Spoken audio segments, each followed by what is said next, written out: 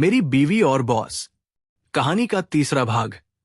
पिछली कहानी में आपने सुना था कि बॉस की बीवी मुझे चाहती थी, इसलिए मैं बाथरूम की तरफ गया तो बॉस की बीवी भी मेरे पीछे पीछे आ गई थी कि तभी मेरी बीवी सबाना भी आ गई। लेकिन मैं बचकर बाथरूम से निकलकर दोस्तों के बीच आकर बैठ गया।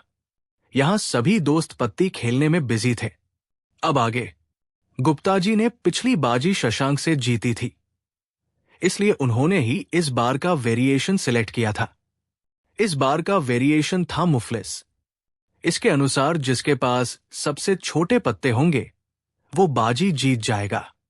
नोट, ये कहानी किसी गैम्बलिंग को प्रमोट नहीं कर रहा है। ये कहानी सिर्फ मनोरंजन के लिए है। उन्होंने पत्ते बांटे और सबने बूट के 500 रुपए डालने के बाद 2 से 2 ब्लाइंड चल दी। सरदार जी की बारी थी। उन्होंने तीसरी ब्लाइंड चल दी। कपूर साहब को भी ना जाने क्या सूझा, उन्होंने भी ब्लाइंड चल दी। राहुल का नंबर आया तो उसने रिस्क लेना सही नहीं समझा। उसने पत्ते उठा ही लिए और इस बार फिर से अपने पत्ते देखकर उसकी आंखें चमक गई। उसने तुरंत 1000 का नोट फेंकते हुए चाल चल दी। अपने पति को इतने उत्साह के साथ चाल चलता देखकर सबाना खुश हो गई। वो तो पिछली जीत के पैसों के मिलने के बाद से ही काफी उत्साहित थी और जानती थी कि राहुल ने चाल चली है तो उसके पास जरूर अच्छे पत्ते आए होंगे। शशांक ने भी सरदार जी और कपूर की तरह एक और ब्लाइंड चल दी और वो भी 1000 की, ये जानते हुए भी कि राहुल की चाल आ चुकी है। अब जो भी पत्ते देखकर चाल चलता तो उसे डबल यानी 2000 की चाल चलनी पड़ेगी। गुप्ता जी ने पत्ते उठा लिए। पिछली गेम जीतने के बाद उनके पास करीब 20,000 रुपए आए थे और इस बार के पत्ते भी खेलने लायक तो थे। उनके पास 3, 7 और 10 नंबर आए थे। उन्होंने 2000 की चाल चल दी। सरदार जी ने अपने पत्ते उठाए, उन्हें चूमा और इस बार अपने पत्ते देखकर उनका चेहरा खिल गया। उन्होंने तुरंत चाल को बढ़ाते हुए 3000 कर दिया और अपनी मूंछों पर ताव देने लगे। कपूर साहब की तो किस्मत ही खराब थी। उन्होंने अपने पत्ते उठाए और सबके सामने फेंकते हुए पेक कर दिया। उनके पास इक्के के साथ हुक्म का कलर आया था। मुफलिस में ऐसे पत्ते आने पर कितना दुखा होता है, ये आज उन्हें समझ आ रहा था। नॉर्मल गेम में अगर ये पत्ते आए होते तो वो सबकी खाट खड़ी कर देते। राहुल ने बड़े ही आराम से 3000 की चाल चल दी। शशांक समझ गया कि ये गेम लंबी जाने वाली है। उसने पत्ते उठाकर देखे तो उसके पास 2 का पेयर आया था। उसने भी तुरंत पे कर दिया। गुप्ताजी तो सोच में पड़ गए, लेकिन उन्होंने पिछली गेम जीती थी, इसलिए उन्होंने एक और चाल खेलना सही समझा और काफी देर तक सोचने के बाद उन्होंने भी 3000 की चाल चल दी। सरदार जी तो अपने पत्तों को चूम दोकर खुश हुए जा रहे थे। उन्होंने इस बार 4000 की चाल चली। राहुल ने बिना किसी रिएक्शन के 4000 चल दिए। गुप्ताजी समझ गए कि उनका अब इस गेम में कोई काम नहीं है। उन्होंने पे कर दिया। अब सरदार जी और राहुल बचे थे। सरदार जी ने फिर से 4000 की चाल चली। राहुल ने भी उसका जवाब चाल से ही दिया। कमरे में बैठे सभी लोगों का ध्यान इन दोनों पर ही था, लेकिन सुमन का टेबल के पत्तों से ज्यादा ध्यान राहुल पर था और उसे अपनी तरफ ताकते हुए सिर्फ राहुल ही देख पा रहा था। दोनों की आंखों में एक दूसरे के लिए बढ़ती चाहत साफ देखी जा सकती थी। सबाना मन ही मन कोई कलमा पढ़कर अपने पति के जीतने की दुआ मांग रही थी। डिंपल सरदारनी का भी कुछ ऐसा ही हाल था। वो भी मन ही मन कुछ बुदबुदा रही थी। राहुल को इतने आराम से चाल चलते देखकर गुरपाल भी सोच में पड़ गया। ये पत्तों के खेल में कुछ भी हो सकता है। वैसे भी उसके पास सबसे छोटे पत्ते तो आए नहीं थे। 3, 4 और 6 नंबर थे उसके पास। वैसे भी वो अपने लाए हुए 20,000 तो आज की रात उड़ा ही चुका था। उसका मन बोल रहा था कि चाल चलता रह, लेकिन दिमाग कह रहा था कि शो मांग लेना चाहिए। उसने राहुल से कहा, देख राहुल भरा, पत्ते तो मेरे पास अच्छे हैं, लेकिन आज मैं और रिस्क लेने की कंडीशन में नहीं हूं, इसलिए तू शो दे दे मुझे। उसने गुप्ताजी से 8000 रुपए लिए और उन्हें बीच में फेंक कर शो मांग लिया। राहुल ने बड़े ही आराम से अपने पत्ते एक एक करके दिखाने शुरू किए। वो बोला, ये रहा मेरा सबसे बड़ा पत्ता, और उसने 6 बीच में फेंक दिया। सरदार जी की आंखें चमक उठी। उन्होंने भी अपना 6 का पत्ता बीच में फेंक दिया। राहुल ने अगला पत्ता फेंका, वो 4 था। सरदार जी ने भी बड़ी मुश्किल से अपनी खुशी को कंट्रोल करते हुए 4 बीच में फेंका। सभी लोग समझ चुके थे कि गेम फंसने वाली है। क्या दोनों के पास एक जैसे पत्ते आए हैं? अगर हाँ तो उसके अनुसार तो सरदार जी अभी तक जीत रहे थे। उनके पास पान का 6 था, जबकि राहुल ने हुक्म का 6 फेंका था। लेकिन ऐसा हुआ नहीं। राहुल ने अपना आखिरी पत्ता नीचे फेंका, वो 2 था। सरदार जी ने शिट शिट शिट कहते हुए अपना आखिरी पत्ता बीच में दे मारा। उनके पास 3 था। वो गेम हार चुके थे।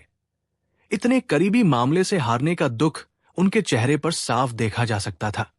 शबाना और राहुल खुशी के मारे उछल पड़े। राहुल को भी शायद ये अंदाजा नहीं था कि सरदार जी के पत्ते उसकी टक्कर के निकलेंगे।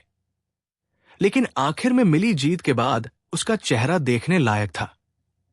शबाना दूसरी तरफ से भागती हुई सी आई और झुककर राहुल के गले से लग गई। ऐसा उसने आज तक नहीं किया था। शायद थोड़ी बहुत बहक सी गई थी, और उसकी इस हरकत ने बाकी के लिए रात का इंतजाम कर दिया। कपूर ने तो बड़ी मुश्किल से अपने हाथों को उन पर जाने से रोका। सरदार जी तो इस खिले हुए कमल को देखकर अपनी हार का गम भी भुला चुके थे। शबाना ने राहुल को गले से लगाया और फिर वही बैठकर जीते हुए नोट समेटने में उसकी मदद करने लगी। अब काफी देर हो चुकी थी। सभी ने अपना अपना आखिरी पेग लिया और डिनर टेबल पर जा बैठे। आज का खेल खत्म हो चुका था। खाना खाने के बाद सभी एक एक करके अपने घर चले गए। आखिर में राहुल और शबाना गए। राहुल ने अपने बॉस को तहे दिल से धन्यवाद दिया और दिवाली तक ऐसे ही खेलते रहने की बात भी कही। शबाना ने भी इसमें पूरा साथ दिया। जाते जाते एक अजीब सा वाकया हुआ शबाना के साथ।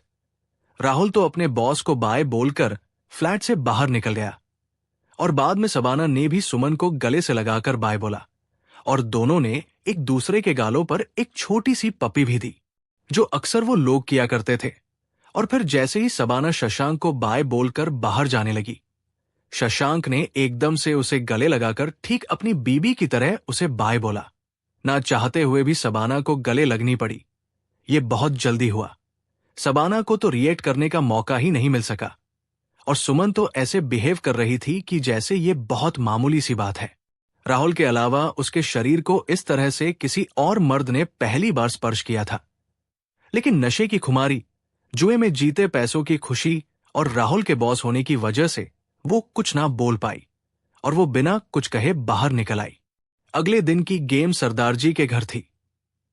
वहां भी ऐसे ही जीतने की उम्मीद लिए राहुल अपने घर आ गया।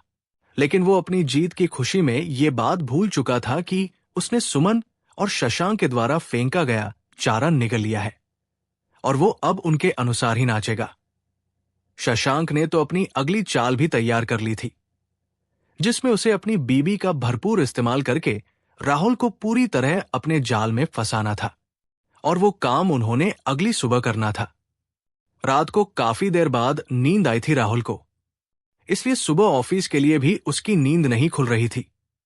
वो अभी नहा धोकर कपड़े पहन ही रहा था कि उसके सेल पर शशांक का फोन आया, और उसने राहुल को एक जरूरी काम दिया, जिसमें वो शशांक के घर से एक फाइल लेता हुआ दफ्तर पहुंचेगा, और वो फाइल 11 बजे तक शशांक के घर पहुंचनी थी। ऑफिस की फाइल का घर पे क्या काम, ये पूछने की हिम्मत राहुल में नहीं हुई। उसने बस यस बॉस कहकर उनकी बात सुनी और फाइल लेकर 12 बजे तक ऑफिस पहुंचने की बात बोली। राहुल ने उसके बाद आराम से कपड़े पहने और बिना किसी जल्दी के नाश्ता भी किया। अभी तो सिर्फ 8 ही बजे थे। 3 घंटे और थे उसके पास। वो आराम से बैठकर शबाना से बात करने लगा। शबाना ने बताया कि आज वो और डिम्पल मार्केट जाएंगे। उन्हें कुछ नए कपड़े लेने थे। डिम्पल अब किसी भी कीमत पर सुमन से भी ज्यादा अच्छे कपड़े पहनना चाहती थी। कल की गेम के बाद वो एक बात तो समझ ही चुकी थी कि ये सिर्फ एक गेम नहीं रह गई है, बल्कि एक दूसरे को अपने जलवे और नए नए कपड़े दिखाने का जरिया बन चुका है।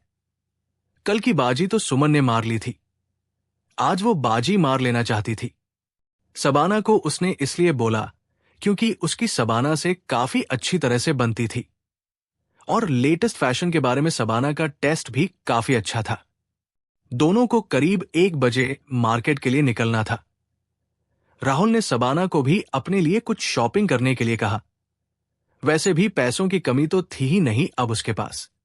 करीब 10 बजे राहुल के मोबाइल पर सुमन का फोन आया। उसकी आवाज सुनकर एक पल के लिए तो राहुल का दिल धक से रह गया। उसे कल रात वाली बात याद आ गई, लेकिन अब वो अपनी तरफ से कोई भी पहल नहीं करना चाहता था। उसे लग रहा था कि शायद हो सकता है कि सुमन कल नशे की हालत में वो सब कर गई हो। लेकिन शबाना को बाय बोलकर सुमन के फ्लैट की तरफ जाते हुए वो मन ही मन दुआ मांग रहा था कि काश कल रात जो भी हुआ था वो उसने नशे में नहीं बल्कि होश में किया हो। उसे क्या मालूम था कि उसकी ये दुआ कितनी बुरी तरह से कबूल होने वाली थी। अपने बॉस के फ्लैट के सामने पहुंचकर उसने देखा कि दरवाजा तो पहले से ही खुला हुआ है। वो उसे धकेलकर अंदर घुस आया। ड्राइंग रूम में कोई नहीं था।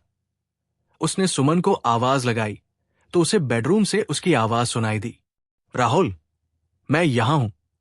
बेडरूम में राहुल के तो पसीने छूट गए।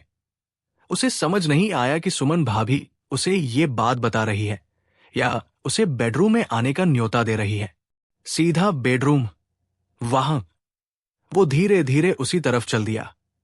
उसके दिमाग में सुमन भाभी का प्यार नाचने लगा, लेकिन ऐसा कुछ नहीं होने वाला था। वो भी जानता था। लेकिन जो भी हुआ वो भी कम नहीं था। उसने देखा कि सुमन भाभी अपने नाइट गाउन में है और बेड के नीचे झुककर कोई चीज ढूंढ रही है। उसके कदमों की आहट सुनकर वो पलटी और बोली, देखो ना राहुल, मैं नहाने जा रही थी तो मेरा सामान नीचे गिर गया, निकल ही नहीं रहा। प्लीज मेरी हेल्प कर दो ना। राहुल बेचारा अपने बॉस की बीबी को कैसे मना कर सकता था। वो झट से नीचे झुक गया। झुकते हुए वो भी सोचने लगा कि भला ऐसा क्या सामान है जो वो नहाते हुए साथ लेकर जा रही थी। लेकिन जब उसकी नजर उस सामान पर पड़ी तो उसके तो होश ही उड़ गए। उसने देखा कि बेड के नीचे की तरफ सुमन के कपड़े पड़ी है। उसके तो दिमाग में उफान सा आ गया उसे देखकर। वो झिझकते हुए सुमन की तरफ पलटा। उसे देखकर कुछ बोल ही नहीं पाया। सुमन, क्या हुआ? निकालो ना जल्दी, मुझे नहाने जाना है। राहुल, जी भाभी। इतना कहकर उसने अपना लंबा हाथ आगे बढ़ाकर उसके कपड़े को उठा लिया। बेचारा कुछ बोल ही नहीं पाया।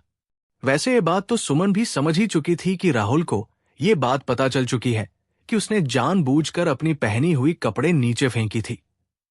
इसलिए वो उसके करीब आई और बोली, वैसे एक बात बताओ, ये मैंने अभी 1 मिनट पहले ही उतार कर रखी थी तुम्हें दिखाने के लिए।